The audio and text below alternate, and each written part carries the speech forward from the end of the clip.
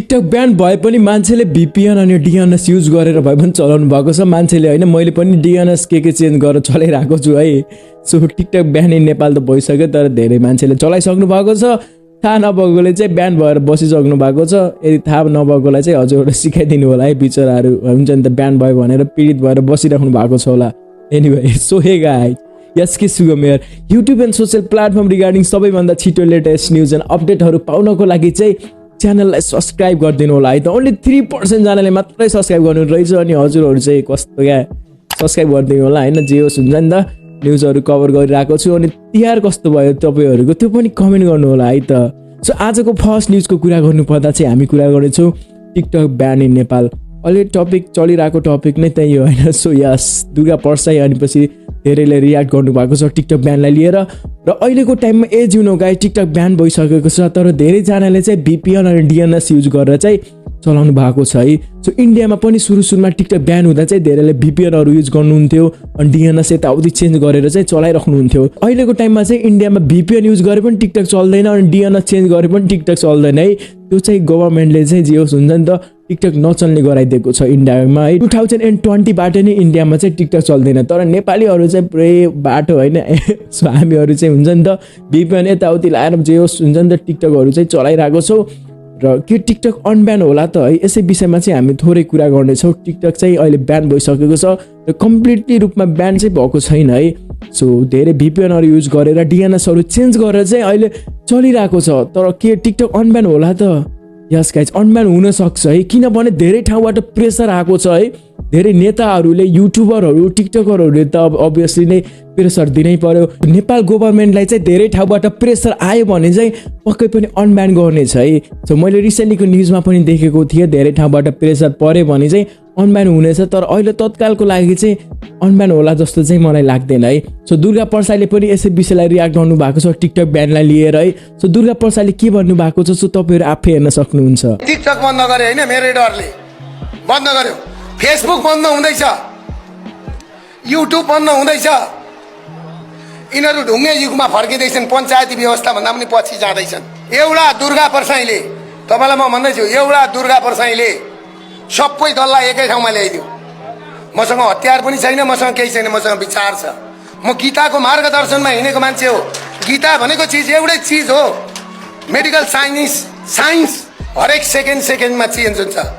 गीता भनेको आजसम्म एउटा अक्षर पनि 10,000 वर्षमा चेन्ज भएको छैन सो टिकटकर इभा गिरीले पनि फेरि रियाक्ट गर्नु भएको छ एउटा पोडकास्टमा जानुभएको थियो उहाँ है सो उहाँ चाहिँ जनता जान्न चाहन्छन्मा पनि रियाक्ट गरिसक्नु भएको थियो है ऋषि धमलासँग अहिले रिसेन्टली एउटा पोडकास्टमा पनि धेरै कुराहरू गर्नु भएको छ टिकटक ब्यानलाई लिएर सो उहाँले के भन्नु भएको छ हजुरहरू आफै हेर्न सक्नुहुन्छ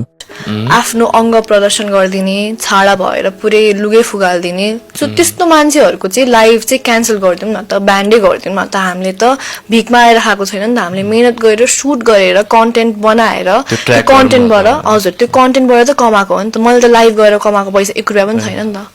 मैले अहिलेसम्म 1 रुपैयाँ पनि कमाएको छैन लाइभ गएर मैले जिकेको पनि होला 5-6 हजार भएको छ होला लाइभबाट आई डोन्ट नो हैन तर अहिलेसम्म मैले लाइभ गरेर 1 रुपैयाँ पनि कमाएको छैन त्यसरी मान्छेहरु चाहिँ औँला उठाउँछ नि यिनीहरु टिकटकरहरु चाहिँ भिखमा आएको छ भनेर मैले काम गर्ने भनेको मलाई ब्रान्ड्सहरुले रिच आउट गर्नुहुन्छ उनीहरुको लागि भिडियो बनाएर मैले त्यो आएको पैसाले चाहिँ मैले आफ्नो इन्कम हेरिरहेको छु के सो टिकटक ब्यानकै विषयले लिएर कुरा गर्नु पर्दा चाहिँ टिकटक ब्यान भइसकेको छ र अनब्यान नहुने कुरा पनि धेरै नै आएको छ है सो रिसेन्टलीको टाइममा एउटा मिडियाले चाहिँ कभर गरिसकेको छ एउटा टेलिभिजनमा चाहिँ आएको थियो है त्यो चाहिँ सो टिकटक चाहिँ अनब्यान हुँदैन भनेको छ है गभर्नमेन्टको धेरै प्रेसर आए पनि हुने चान्स धेरै नै छ तर अहिलेको लागि यो टाइममा चाहिँ टिकटक जे गरे पनि अनब्यान हुँदैन अनि पछि नेपाल टेलिकम दूरसञ्चारहरूलाई पनि एकदमै वार्निङ आइरहेको छ तपाईको हुन्छ नि त अहिले सिमहरू जसले युज गर्नुहुन्छ सिमबाट युज गर्नेको चाहिँ DNS यताउति चेन्ज गर्नु पनि मिल्दैन उहाँहरूको चाहिँ पक्कै पनि टिकटक चलिरहेको छैन तर वाइफाई युज गर्नेको चाहिँ चलिरहेको छ DNS चेन्ज गरेर अनि डिफरेन्ट कन्ट्रीको VPN लगाएर चाहिँ चलिरहेको छ अनि VPN चाहिँ एकदम एभोइड गर्नु होला है हजुरको प्राइभेसी चाहिँ लिक हुन सक्छ र VPN ले गर्दा सो VPN चाहिँ एभोइड गर्नु होला अनि DNS बाट चाहिँ हजुरहरूले चलाउन सक्नुहुन्छ त्यो युज गर्नको लागि चाहिँ टिकटकहरुमा भिडियोहरु पनि देख्न सक्नुहुन्छ है how to use TikTok in Nepal भनेर चाहिँ अहिले सर्च गरे पनि युट्युबमा थुप्रै भेटिन्छ तर VPN चाहिँ एभोइड गर्नु होला है त सरकारको निर्देशन बमोजिम सामाजिक सञ्जाल टिकटक बन्द नगरेको भन्दै इन्टरनेट सेवा प्रदायकलाई नेपाल दूरसञ्चार प्राधिकरणले कारबाही गर्ने चेतावनी दिएको छ। इन्टरनेट सेवा प्रदायक संघले भने प्राविधिक जटिलताका कारण पूर्ण रूपमा टिकटक नचल्ने बनाउन केही समय लाग्ने जनाएको छ। सबै इन्टरनेट र मोबाइल सेवा प्रदायकलाई टिकटक बन्द गर्न निर्देशन दिइसके पनि केहीको नेटवर्कबाट टिकटक अझै चलिरहेको भन्दै तत्काल बन्द गर्न प्राधिकरणले निर्देशन दिएको हो। प्राधिकरणले निर्देशन पालना नगरे कारबाही हुने स्पष्ट पारेको हो। मन्त्री परिषदको सोमबार बसेको बैठकले टिकटकका माध्यमबाट सामाजिक सद्भाव एवं सामाजिक वातावरणमा नकारात्मक असर परिरहेको भन्दै प्रयोगमा प्रतिबन्ध लगाउने निर्णय गरेको थियो। इन्टरनेट सेवा प्रदायक संघले भने टिकटक बन्द गर्ने प्रक्रिया थालिएको तर प्राविधिक जटिलताका कारण केही समय लाग्ने बताएको छ।